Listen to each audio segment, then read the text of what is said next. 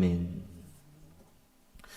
지난주 우리는 약속받은 자는 하나님의 때를 기다리며 약속을 붙들며 약속을 따라 살아야 된다고 말씀을 나누었습니다. 그런데 오늘 말씀은 한 걸음 더 나아가서 약속을 붙들고 살아가다가 예상치 못한 문제로 인해서 심히 두렵고 답답할 때는 어떻게 해야 하는지를 말씀해 주고 있습니다. 창세기 28장 15절을 보면 야곱은 하나님께 이런 약속을 받았어요. 야곱아, 내가 너와 함께 있을게. 너가 어디로 가든지 내가 너 지킨다. 내가 너 이끌어 줄게. 이 땅으로 반드시 너 돌아온다. 내가 너에게 허락한 것, 그것 다 이루기까지 내가 너 떠나지 않는다라는 약속을 받았습니다. 그러나 현실은 달라요. 사람의 말이 들리기 시작하는 거예요. 환경도 흔들려요. 관계도 틀어져 버려요. 오늘 본문은 이러한 때 하나님은 어떻게 일하시는지를 보여줍니다. 야곱은 외삼촌 라반의 집에서 20년 동안 살다가 하나님 은혜로 가정을 이루고 번창하게 됩니다. 그러자 야곱은 몰래 조용히 삼촌 집을 떠나요. 라반은 그것도 모르고 3일 만에 그 사실을 알게 돼요. 3일이나 지나서. 그리고 이 라반이 분노하죠. 자기 두 딸 그리고 손자녀, 아니 하루아침에 몰래 조용히 떠나버린 거예요. 그 사실을 알고 라반이 분노하면서 뒤쫓아가서 7일 만에 겨우겨우 야곱을 만나게 돼요. 두 사람이 만나서 하는 말을 보면 똑같아요. 라반은 야곱을 만나서 어찌하여 너 그랬냐 그래요. 야곱도 외삼촌에게 삼촌 어떻게 나에게 그럴 수 있어요 그래요. 서로 따져 묻고 있어요. 서로의 서운함과 억울함을 토로하고 있어요. 서로 자신이 옳다고 정당함을 주장하고 있는 거예요. 실제로 두 사람 얘기를 들어보면 둘 다 옳아요. 그런데 옳은 사람만 있고 틀린 사람이 없어요. 이게 문제예요. 왜냐하면 나는 옳다는 확신이 있는 만큼 상대를 틀리게 만들게 돼 있거든. 내가 맞다고 하면 상대방은 틀린 거예요. 내가 더 맞으면 상대방은 더 틀린 거예요. 이게 문제인 거예요. 두 사람이 만나서 서로의 주장만 내세우고 있어요. 여러분, 사람들은 문제가 생기면 문제를 해결하려고 말을 해요. 어떻게 말을 하지? 어떻게 만나서? 어떻게 말하고? 어떻게 하면 문제를 풀까? 그런데 실제로는 그 말 때문에 더 복잡해져요. 무슨 말을 할까? 고민하고 계산하고 준비하고 가서 말했는데 하나도 안 먹혀요. 이런 말하면 될 것 같은데 안 돼요, 여러분. 약속받은 우리는 문제 앞에서 어찌하여 하며 내가 옳고 당신 틀렸고 누가 맞는지 한번 따져봅시다. 논쟁하지 말아야 돼요. 말이 많으면 오히려 문제는 더 복잡해진다.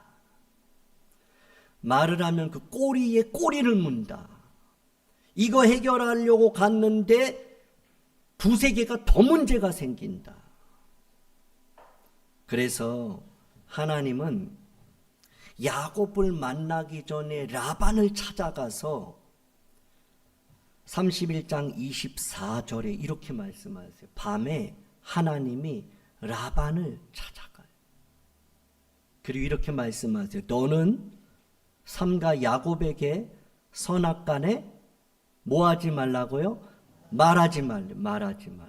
선악간에 옳고 그른 것 갖고 따지지 말고, 너가 맞냐 내가 맞냐 따지지 말고, 우리 한번 얘기해보자. 그러지 말고 밤에 찾아가셔서 너 야곱에게 아무 말 하지 마. 그렇게 말씀하시는 거예요. 여러분 혹시 눈치채신 분 있나요? 오늘 본문이 24절부터 29절이에요. 29절은 어떤 말씀일까요?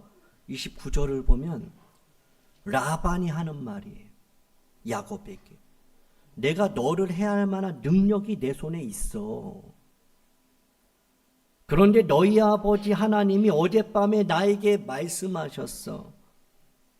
너는 삼가 야곱에게 선악간에 말하지 말라고. 그래서 내가 말 안 하는 거야. 그래요. 24절, 29절 똑같은 말씀이 있죠. 그게 뭐냐면 선악간에 말하지 마. 예요. 일하시는 하나님, 그 일을 만들어 성취하시는 하나님은 일하시기 전에 먼저 우리를 멈추게 하세요. 하나님이 일하시기 전에 좀 가만히 좀 있으라 그래요. 그러니까 사실은 우리가 그 문제를 해결하고 싶은 게 그 누구보다 더 갈망하죠. 그런데 그 문제를 더 어그러뜨리는 것이 나라는 사실이 이게 아이러니한 거예요. 그래서 하나님은 내가 일할게, 너 가만히 있어 그래요. 아니, 너 때문에 뭐 일을 못하겠다 그래. 좀 가만히 좀 있어. 우리는 하나님 도와주세요 기도해요. 하나님, 나 지금 힘이 두렵고 답답해요. 난 너무 분하고 원통합니다. 이 문제 좀 풀어주세요 라고 기도하죠. 그러면 하나님은 우리의 기도를 들으세요. 그리고 어떻게 말씀하세요? 기다려. 그래, 기다려. 그리고 먼저 우리를 어떻게 해요? 멈추게 하세요. 성경은 하나님의 일하심과 우리가 취해야 할 믿음의 반응에 대해서 반복해서 말씀해 주고 있어요. 출애굽기 14장 13절을 보면 너희는 두려워하지 말고 가만히 서서 가만히 좀 있으래. 이스라엘 백성들이 앞에는 홍해가 있고 뒤에는 애굽 백성들이 쫓아오니까 지금 난리예요, 난리. 지도자 모세를 원망하고 불평하고 차라리 애굽에 있으면 나을 것을 우리를 여기까지 끌고 와서 왜 죽게 만드느냐, 왜 고생하게 하느냐, 그러면서 그렇게 그냥 원망 불평을 하죠. 그때 하나님이 가만히 있으라 그래요. 그리고 뭐예요? 여호와께서 오늘 너희를 위하여 행하시는 구원을 보라. 그냥 가만히 좀 보기나 좀 해라. 좀 막 하지 말고 앞서지 말고 좀 기다려서 내가 일할 테니까 넌 그냥 보고만 있어. 내가 어떻게 하는지. 그러니까 하나님의 그 일하심을 막아서는 게 바로 우리의 열심이 될 때가 있어요. 때로는 우리의 믿음이 하나님의 일을 막을 때가 있다니까. 시편 46편 10절에서도요. 우리 한번 읽어볼까요? 시작. 너희는 가만히 있어 내가 하나님 됨을 알지어다. 가만히 있어야 하나님이 하나님 되심을 알아요. 내가 하면 내가 한 줄 아는 거죠. 근데 내가 가만히 있는데 되는 거예요. 그럼 하나님이 하셨구나. 하나님 살아계시구나. 가만히 있으면 하나님을 보게 되고 하나님을 알게 되고 하나님의 역사를 경험하는 줄 믿으시기 바랍니다. 그러니까 앞서면 안 돼. 내 경험 가지고, 내 계획 가지고, 내 지식 가지고, 내 인맥과 내 열심 가지고 안 돼요. 잠언 10장 19절에서 말이 많으면 허물을 면하기 어렵다 그래요. 이 목회자가 정말 마음 깊이 새겨야 할 말이에요. 누구보다 말을 많이 하자. 말이 많으면 허물을 면하기 어려워. 입술을 제어하는 자는 지혜가 있다 그래요. 그러니까 뭐예요? 멈추라는 거예요. 말하지 말라는 거예요. 입술을 제어하라는 거예요. 하고 싶어도 참으라. 여기까지 올라와도 참아야 돼. 할 말이 있지요. 나도 할 말 많죠. 그래도 제어해야 돼요. 그래야 지혜로운 사람인 거죠. 똑같이 말하고 내가 하고 싶은 말 다 하고 할 만하다고 하면 반드시 허물이 돼요. 잠언 17장 28절 같이 읽습니다. 시작. 미련한 자라도 잠잠하면 지혜로운 자로 여겨지고 그의 입술을 닫으면 슬기로운 자로 여겨지느니라. 잠잠하래요. 여호와 앞에 잠잠하라. 여호와 앞에 입술을 닫아라.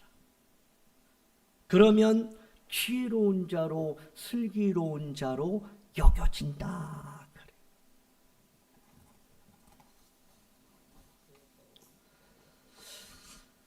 여러분, 멈추는 것은 포기가 아니에요.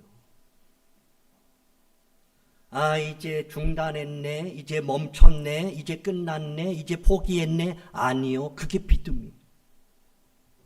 멈출 줄 아는 게 믿음. 할 수 있는데 중단하는 게 그게 믿음이에요. 멈추는 것은 포기가 아니에요. 하나님을 더 의지하는 거예요. 내가 멈출 때 하나님이 일하신다. 믿으시기 바랍니다. 내가 말하지 않을 때 하나님이 말씀하세요. 내가 자꾸 말하면 하나님 말씀 안 하세요. 근데 내가 말을 안 하면 하나님이 가서 말씀하세요. 대신 말씀하세요. 내가 말을 멈추면 그때 비로소 우리는 하나님의 말씀이 들려요. 그러니까 내가 말하면 하나님 말씀 안 하시고 내가 말하면 하나님의 말씀도 듣지를 못해요. 그래서 우리가 자꾸 내 말만 하면 상대방의 말을 듣지를 못해요. 내 말을 내려놓고 내 말을 중단하면 내 것을 내려놓으면 그때부터 들려요. 신기하지. 하나님은 우리에게 원하시는 것은 우리에게 가만히 잠잠히 입술을 닫고 하나님을 바라며 하나님을 의지하며 주여 말씀하옵소서, 그거를 원하시는 거죠. 여러분, 어떤 문제를 내가 개입하면 될 것 같은데 안 돼요. 나 이제 안 되겠어. 나 이제 내가 나가야 될 것 같아. 내가 이제 나서야 될 것 같아. 그런 생각이 들면 나서지 마세요. 이제 때가 된 거 아니요. 아직 아니에요. 그리고 저 사람이 하면 될 것 같아. 안 돼요, 여러분. 속지 마세요. 내가 하면 될 것 같은데 안 된다니까요. 저 사람이 하면 될 것 안 돼요, 여러분. 하나님만 되시는 줄 믿으시기 바랍니다. 내가 개입하면 문제 더 꼬이고 그 사람도 개입하면 더 꼬이고 하나님이 개입하셔야 그 문제가 해결되는 거예요. 내가 개입하면 그 순간은 된 것 같아요. 그 사람이 나서면 그 순간은 해결된 것 같은데 조금 있으면 슬금슬금 그 문제가 또 나타나요. 아니요, 더 큰 문제로 와요. 하나님이 개입하셔야 완전히 깨끗하게 해결되는 줄 믿으시기 바랍니다.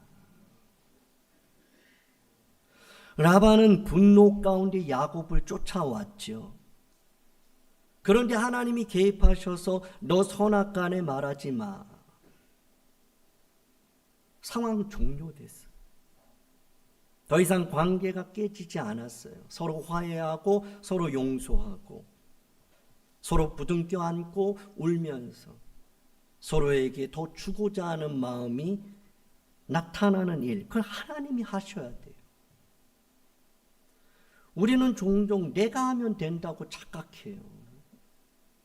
그리고 당신이 좀 해봐라고 해요.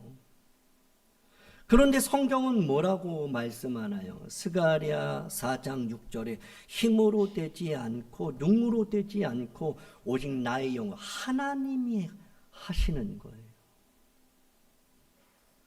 문제가 있습니까? 내 힘으로 안 돼요. 그 누구도 안 됩니다. 그 문제. 그것이 뭐 어제 시작됐든 4, 50년이 되었던 그거 내가 못해요. 그 누가 못해요. 하나님만 하세요. 울어도 안 되고 참아도 안 돼요. 찬송가 가사처럼. 힘써도 안 돼요, 여러분. 안 되는 건 안 되는 거예요. 왜? 그것은 하나님만 하실 일이기 때문이에요. 말씀을 정리하겠습니다. 약속받은 우리는 문제 앞에서 자꾸 더 말하려 하지 말아야 돼요. 그리고 더 개입하려고 하면 안 돼요. 그러면 어떻게 해야 되느냐? 멈춰야 돼요. 내가 하면 더 꼬여요. 하나님이 하시면 풀려요. 여러분, 자녀의 문제도 이 야곱과 에서의 문제, 리브가 어머니가 끼었어요. 어머니가 뭐 해보려고도 내 말만 들으라 그랬어요. 그러다가 문제가 톡 꼬여버렸어요. 여러분, 만약에 자녀 둘이 막 싸워요. 그럼 엄마가 거기 껴서 재판관 되면 안 돼요. 한번 얘기해봐. 들어보자. 너 먼저. 알았어. 너 얘기해봐. 너 얘가 이런다는데 너는 왜 그랬어? 그러면서 막 재판하고 재판장이 돼서 그래? 너 미안하다 그래. 너 빨리 사과받아. 그리고 서로 악수해. 안아. 그럼 되는 것 같아. 톡 꼬여요. 지금은 된 것 같은데 뒤돌아서면 내가 엄마 때문에 너 지금 참는다. 그래요. 하나님이 하셔야 되는. 살아계신 하나님께서 지금도 일하심을 신뢰하면서 걷는 자가 되기를 주님의 이름으로 축복합니다. 주신 말씀 생각하면서 주가 일하시네 찬양하겠습니다.